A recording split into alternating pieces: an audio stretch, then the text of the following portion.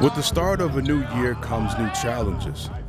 Entering the long stretch of Big Ten play, the Spartans sit atop the national polls at #1. With a target on their back, the competition will give them a run every time they take the floor. While handling the attention and expectations will be important, remaining grounded to their identity will be vital.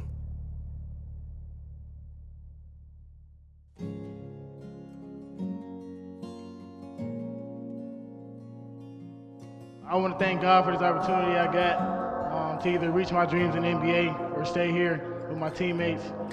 But I got some unfinished business here, and I'm just saying I want to stay.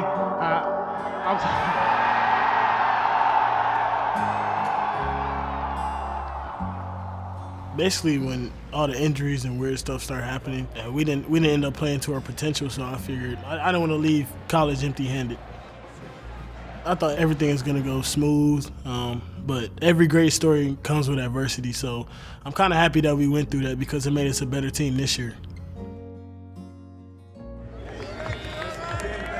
I told Tom and Josh that I was coming back like mid-February. And after the season, I told most of the guys, and they're all excited because they knew that we had a chance to be a great team next year with the freshmen coming in, people coming back from injuries. They're just so happy that I came back because they could spend more time with me. Because when I get to the NBA, it's going to be hard for me to spend time with the people I love.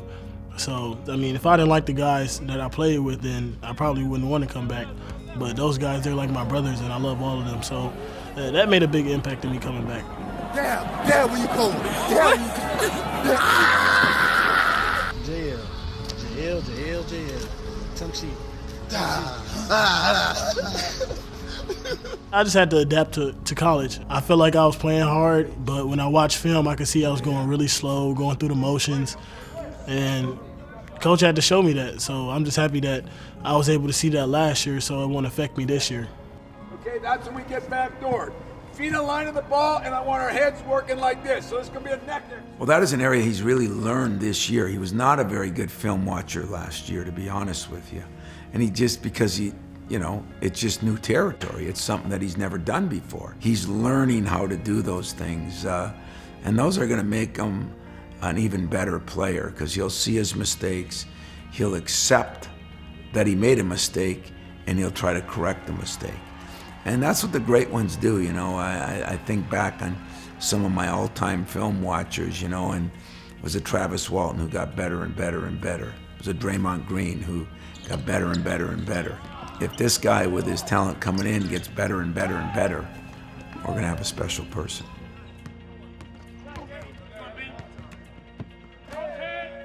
In the offseason, I did strictly conditioning, working on the things that I would do in the game. Before, I would just work out, don't really work on conditioning, and I'll depend on my athleticism a lot. Now I have to watch film, I have to see what my other guys doing on defense, just so I could make plays for my team. It's a mental aspect too. If I watch more film, then I'll understand the game more, and I'll be able to read situations. So every great player in the league, like LeBron James, he knows how to read a lot of different situations. That's why he always makes the winning plays. And I feel like me coming back and learning that can help me when I get to the next level. Come on, look up. There you go. Ah. You got to remember Miles, came in with all the accolades, and he gets hurt and he misses 7-8 games. And those 7-8 games were against the worst teams we played last year. It was his chance to get better. Miles has constantly been under pressure because he's always playing in the big games and he's the focal point. But and to be a good leader, you got to be comfortable with yourself first, and he's working on that. Back to Miles, makes a move, and now he gives it to Jackson. Here comes the 3-ball. He got it! I think he's just understanding that, he don't have to do it all. And, when you're a player like that, then not try to do it all is to me, what makes him special, because him being so talented, players like that normally just want to do everything themselves. He's passing the ball, he's rebounding the ball. All he cares about is winning, and he's going to make the winning play. So I think that's another thing that makes him special.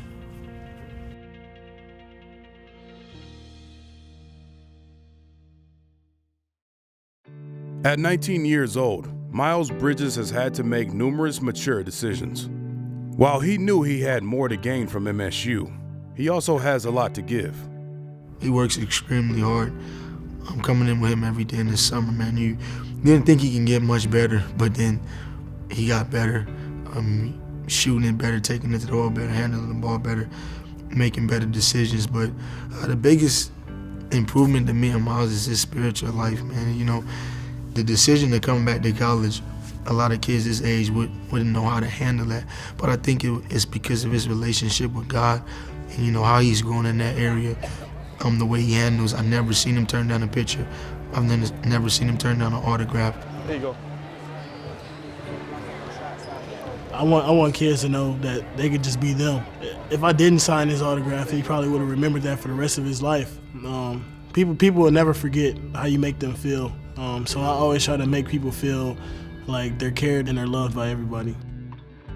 Coach Izzo said it best to me. He said, you should be worried when people don't want your autograph. So as long as people are wanting my autograph, I should be happy because this is just a blessing for me to be here.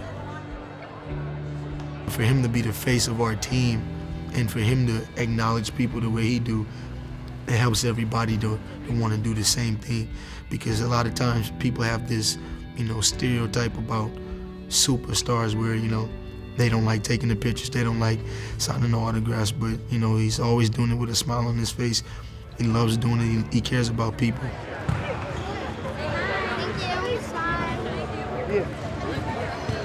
Hey, Tom, look at the bag. I want to show kids that once you make it, you don't have to be like other athletes that feel entitled. You can still be a nice person, be the same person you were when you were a little kid. You don't have to change up just because you have money or clothes or cars or anything. You can still treat people the same way they want to be treated. There you go. There you go. See, she got it. The fact of the matter is, Miles is still only a college sophomore, a teenager. The camaraderie of MSU basketball gives him a space to enjoy college life, learn from his brothers, and grow as a person. I'll start with Gavin. I mean, Gav and Ben, they got injured. They kind of taught me how to handle adversity, just how to stay calm and trust the process. Always get in the training room, do your things early. And with Tom, I just learned how to just live my life and not go a day without trying to get better at everything. Like he says, it's not because you got to, it's because you get to. Just how to approach different days. I mean, he never has bad days. So that's how I try to live. I never try to have bad days. Even if bad days do come, I try to see the positive insight in that. There's something about your own substance too, your own character. And what I'm seeing is these guys that display this character, it kind of is who they are and what they are. So it's nothing that I did or nothing that I was coached. Their parents did a good job. They did a good job. They are who they are. And I love watching a kid grow like that. People just don't understand it, but if there has been or is a better kid than Miles Bridges as far as what he gives back to people, I haven't seen him. This is my belief in God and the way my parents raised me. And I give that to my teammates too. They always keep me grounded, let me know that I could get better. Nobody's perfect. That's the beauty in basketball. Nobody's perfect. So I can always get better, and I never try to look down on people. I always go back to saying, you know, superstars, because when you're a college athlete, you have a platform right beneath the professional athletes to reach people. And when you have a heart like him, you know, I've seen him, you know, take shoes off his feet and give to people. You know, I don't say that a lot, but I witnessed that. You know, I've witnessed him, you know, give people so many things that nobody would ever know about, that he never says to the people, and just, you know, it's what makes him a special person.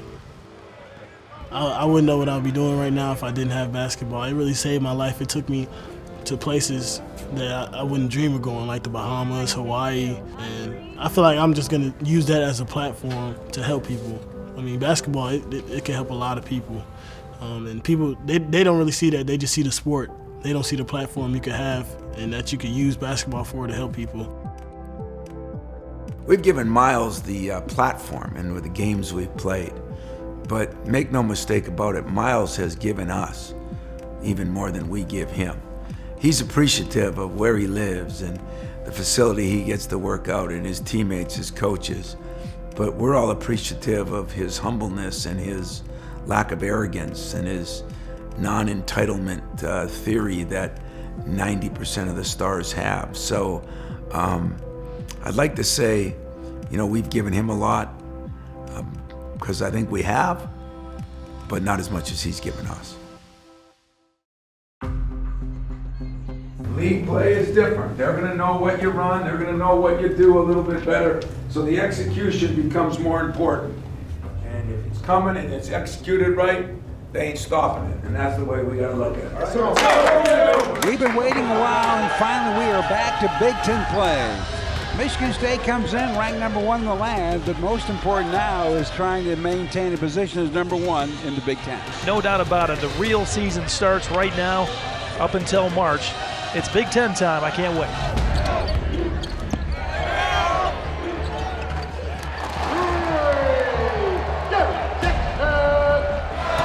Great passer, baseline, deep jumper, and that one goes down for guess who? Miles Bridges.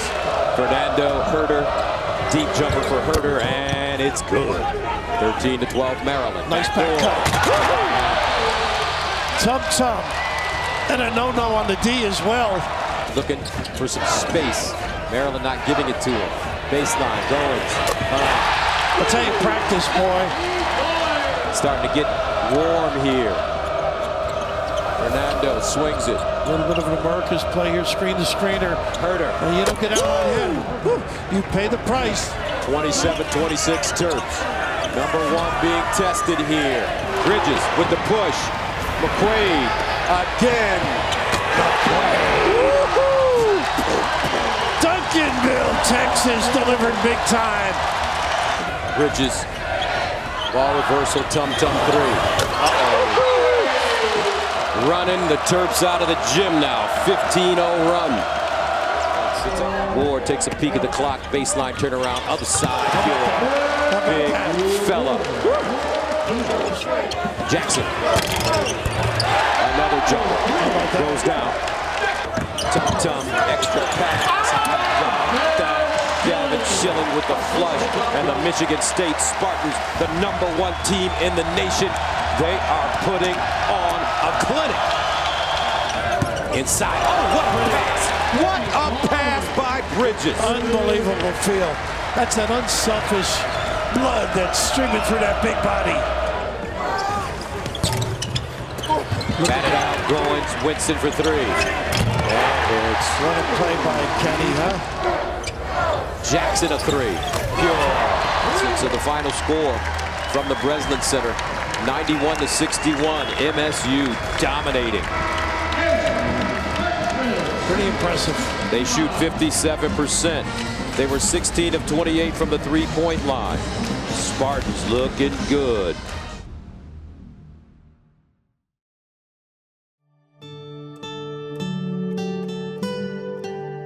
Trust, understanding, and a will to work together are the foundations on which great teams are built. As the Spartans strive for success on the court, they are motivated to create a message that is bigger than basketball off the court.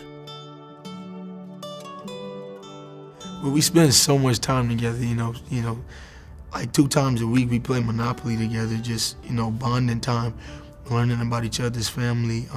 We go to a movie once a week. We go to dinner, we eat every day together. So, we don't do what a normal basketball team would do. We, all our time away from school is together.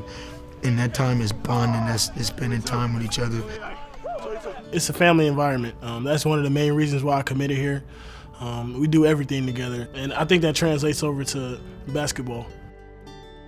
With our specific team, we have such a unique variety of guys and personalities on this team, and it's so special to get us all in the same room and see those personalities come out. We rely on each other each and every day to pick us up when we're having down days, or if you look at our relationships outside of basketball, that is almost just as important as the product we're putting on the court. Family on 3, 1, 2, 3, family. Miles being from Flint, Josh being from Alabama, so you have all these guys from different areas, X being from Grand Rapids, I'm being from the Bahamas, and then learning about each other's background, where we came from, and then putting that all together on the court, fighting for one goal. Obviously, we're doing really good so far this season, but our team is special in the sense that it is bigger than basketball. The guys are wearing T-shirts. They say, "We talk, we listen." It's not about me, it's about us. It's about team, and Tom Izzo promotes that, and these guys have really bought into that all summer long. He, at his press conference this week, Matty, also talked about social issues. And he claimed he doesn't have all the answers, but he did say if you listen a little bit and maybe talk a little less, it might be better. The shirts came off of 3 meetings we had with our players to talk about issues from the anthem to the racial inequalities and all the things that are going on in our country. I called a lot of people trying to come up with what can we do to have an impact but not be a distraction. And that's hard to find that common goal. And I thought it was handled great by our players, and they talked, my assistants talked, I talked. We talked about wanting to bring conversation on matters that are problems in our world, whether it be racially or any other way. And that was where the we talk came in. And so we talk about it. We had the meetings. We talk about it as a team. We talked about it individual. They had meetings on it. We as a staff had meetings on it. And we talked and we all learned something. I've got different religious groups on my team. It's not just in race. And as you talk, if you listen, you find out some pretty cool things about everybody. You realize what a melting pot you have. It's about having an open dialogue about uncomfortable conversations, and it's about being eager and wanting to have the conversation to learn that side of the story. Having the conversation is really the motto behind the We Talk on the shirts we have. Then the we listen came in, because if you just talk and you don't listen, you get nothing accomplished. So we talk, we listen was our way of saying we got to talk more about these problems, but we got to listen more. I think that's the biggest thing about the we listen part is, yes, individually you might not have experienced this, but if you are willing to listen to someone who has, you can be a part of the solution. Even before we have the shirts, we had that chemistry. So through our relationships, we were able to prove that we really go by those shirts and equality. Because everybody on the team gets along. There's no tension, there's no racism, no anything. We don't care if you're black, white. If you're our teammates, we're gonna love you, and that should go on in the entire world. So it's basically equality. It all comes back to equality, because we want to just send out positive vibes to everybody. We don't want to say anything negative, anything that anybody can argue with. We just want everybody to be equal, and we want everybody to stay positive. I tell the guys all the time that we're blessed. God has given us an unbelievable opportunity. The basketball is this much of it. You just by playing the game, you can inspire millions of people, that see us have an opportunity in the platform. Just by signing an autograph with somebody, making their day, taking a picture with somebody, those are the things that go unnoticed. But what really makes you impact the world is just having an opportunity like that. And maybe the next shirt that comes out is we talk, we listen, and we do. We got to do something about it too. It's not a one, we talk. It's not two, we talk and listen. It's we talk, we listen, and then we got to put it into action. What we've learned, what we've heard, and that one's still to come. But we are working on it, and we are going to work on it. Welcome to Columbus, Ohio, where top-ranked Michigan State set to go against Ohio State. Michigan State, #1 in the land. Hostile territory today here in Columbus. And Bridges will take the first shot of the game and connect. Going the other way with the ball, Cassius Winston. Jackson for a three, he got it. Are you kidding me? Jackson right to the hoop, off the glass for 2. How about that? 7 to shoot. Nice step through. A little lingerie on the deck. A 6-0 run. Buckeyes have a chance to take the lead here. It's gonna go. Michigan State needs a bucket to reclaim the lead. Down the lane, Langford scoop shot away, good off the glass, and we've got a whistle. Langford for three, it's good, he answers. Jackson. Get back, they have numbers here. This is where they are tough. Bridges for two and the foul. The little kick out, they are amazing. To Tate. Tate to Williams, wide open for a three, and it's good. And Ohio State's on a run to wrap up the half. Nice flip.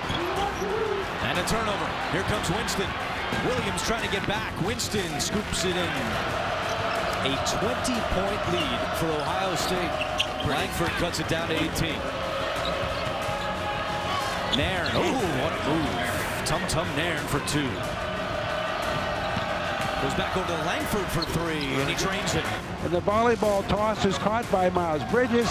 Here's Cassius for three. He got it. Well, a landmine exploded on Michigan State here this afternoon. The final, Ohio State 80, Michigan State 64.